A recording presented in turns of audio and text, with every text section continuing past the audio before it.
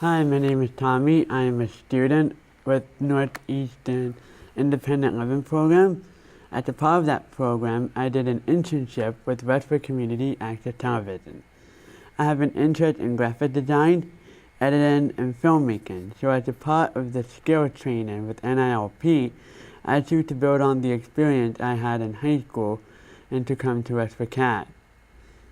At WestfordCAT, I have done programming support by adding agenda to agenda points, a lot on town committee meetings, streaming on the WestfordCAT.org on demand. I've also worked on the control room during the show recordings and also have done some editing. One thing that has been a lot of fun has been using the 360-degree video in the virtual reality lab that has been built at WestfordCAT.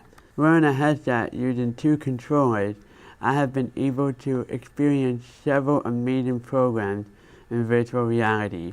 It feels like you're in another world. It is very cool.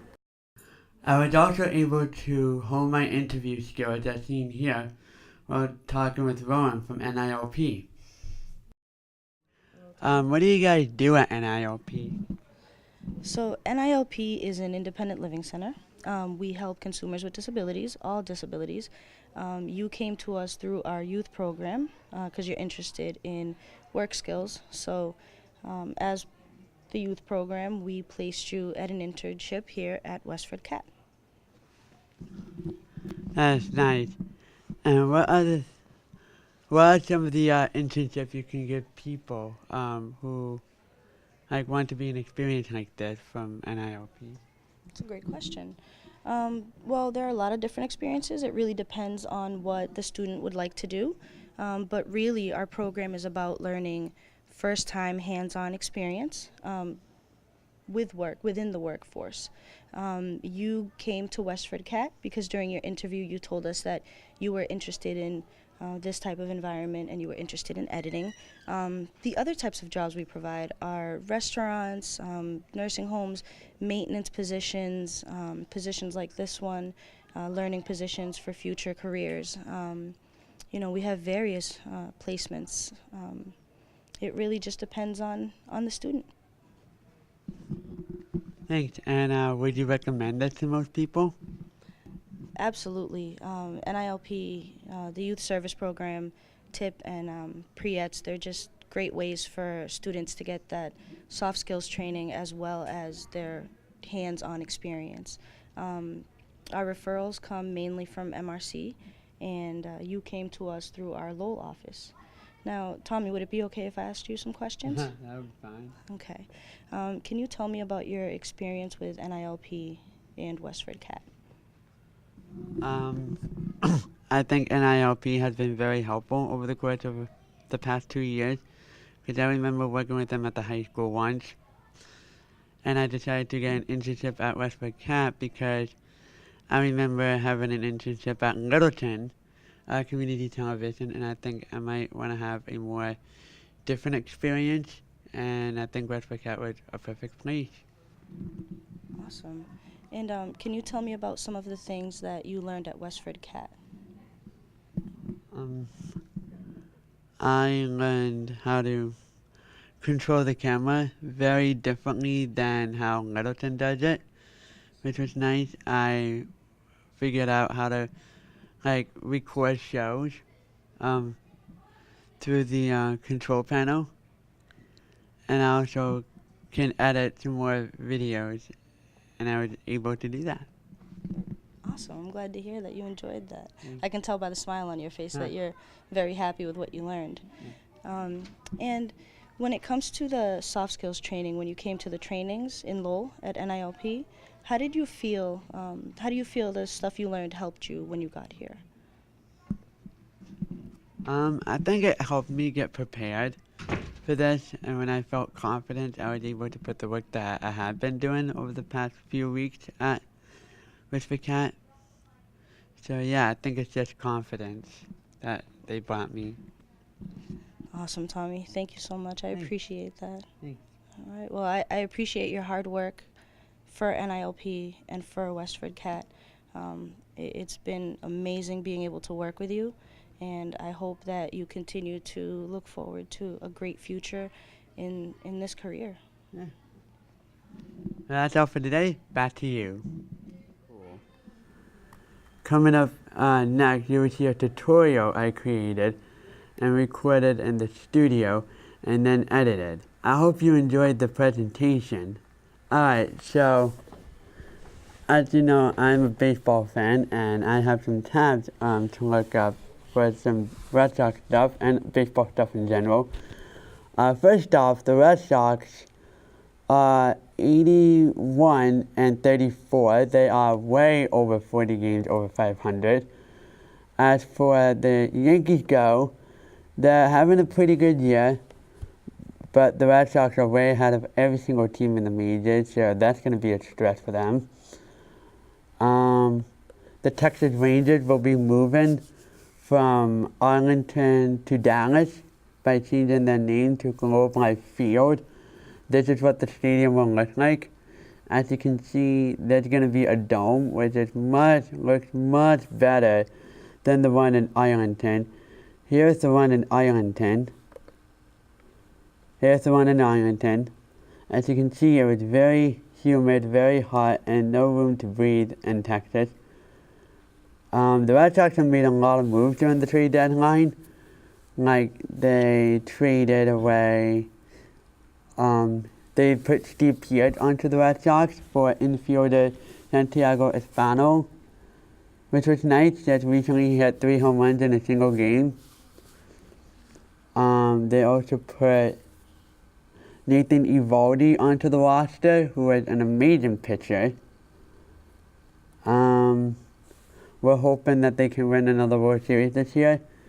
The chances are kind of slow because obviously there's more teams that are better than the Red Sox, like the Cubs because of the curse, the Dodgers. If we look at the Dodgers, there we go. The Dodgers have a lot of really good players that they were able to bring up to their squad. Brian Dozier and Manny Machado. And no one is going to beat them anytime soon. They're second in the NL West. I thought they were first, but they're second. If we look at the Arizona Diamondbacks, they're in first. So they've been killing it recently with some incredible pitching led by Jack Greinke. And hitting being led by Paul Goldschmidt. The Mets have not done anything. They went through a game when they lost 25-4, which is an embarrassment. Hopefully they'll rebuild. I don't see that happening anytime soon. The San Francisco Giants also need a rebuild. They haven't done much since 2014. Madison Bumgarner is pitching like Madison Bumgarner again, which is nice. A lot of players are hurt. A lot of players are on the DL. And nothing much is happening for that squad. And nor is anything good for the Pirates either. As for the Angels go, they're in 4th place. They're at 500. They're not having a great year. But one player who's always having a good year is Mike Trout. He is really, he's winning. He's doing really well. San Diego Padres are not doing great. They're in 5th place. If we look at the Cardinals, they're in 3rd place, so they're having a decent year with Marcell Ozuna and Yadier Molina and Chris Carpenter on the squad, which is nice. The Houston Astros have some stellar pitchers.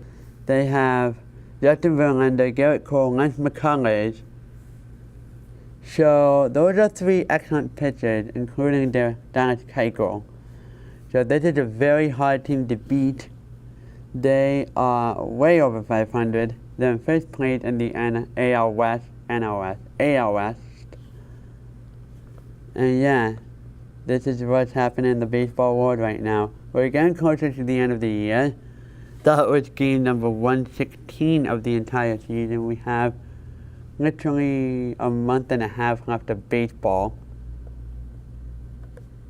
So that is the point where we really need to watch some of these games and see, what's going to go down, who's going to go to the postseason, who's going to get eliminated, And, yeah, same with the Rockies, the Texas Rangers. They're not doing great, but Adrian Beltre, it's pretty old. He needs to retire, but he's still playing like he's 20, which is nice. The Orioles are not doing anything. We're not going to talk about that team. They're terrible. The Nationals are decently well. Right now they're playing. It's the bottom of the third, 1-0 Braves. The game is on right now. They're slightly over 500. Not great, but they're slightly over 500. Bryce Harper is not having a good year, which is sad because I really like that guy. The Yankees or the White Sox are not finding their groove. They don't know how to win their games. The Milwaukee Brewers with Eric Thames and Travis Shaw. This is a really good NL Central team. So that's going to be fun to see them in the postseason, if they even go to the postseason. As for the Reds, Billy Hamilton got a milestone, so we'll check that out. Billy Hamilton is the, he tied Cincinnati's Red icon. So he tied Eric David in franchise history with 270 steals, which is pretty impressive. He is a very fast player. Matt Harvey's doing great. Now he's with another team. The Twins are playing against the Cleveland Indians, who is under Terry Francona, a former Red Sox manager, if you haven't noticed. The Indians are on fire. They're doing really, really well. Every year with Terry Francona, they do well. They just can't win a World Series for whatever reason. So yeah, as of now, they're still playing ball. We're in the second innings, 1-0 Cleveland. So yeah, that is what's happening in the world of baseball right now. We'll see you guys next time.